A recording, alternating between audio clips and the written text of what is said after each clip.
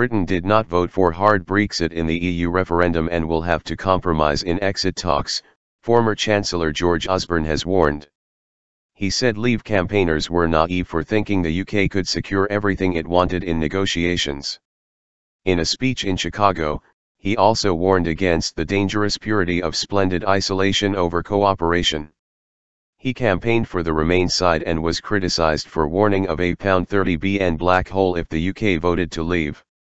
Mr. Osborne's speech to the Chicago Council on Global Affairs is one of few public interventions he has made, since being sacked as Chancellor when Theresa May became Prime Minister. He is now a backbencher, but urged Prime Minister Theresa May to pursue the closest possible economic and security relationship with our European partners while no longer being formal members of the EU.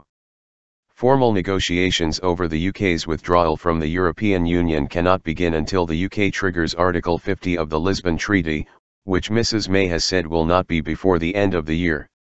I can't see us consenting to the current arrangements around free movement of people that clearly caused such concern in the referendum, Mr. Osborne said.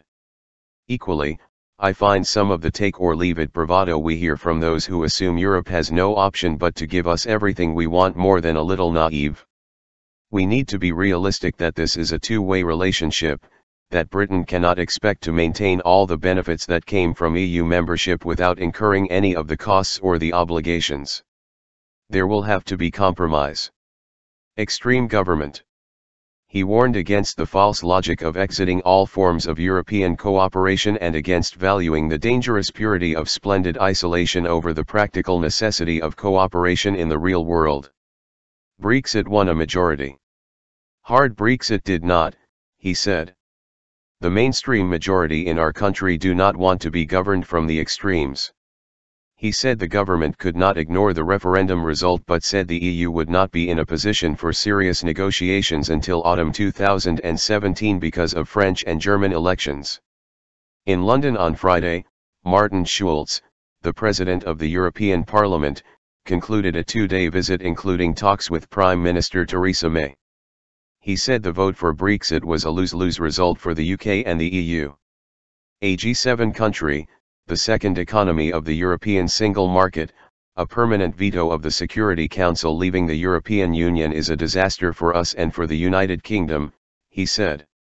Honestly, I leave London with a feeling that the government is undecided about how and when they should trigger Article 50. Also with the feeling that they perceive, more and more, the European side, the 27 institutions in Brussels and Strasbourg, can't wait too long.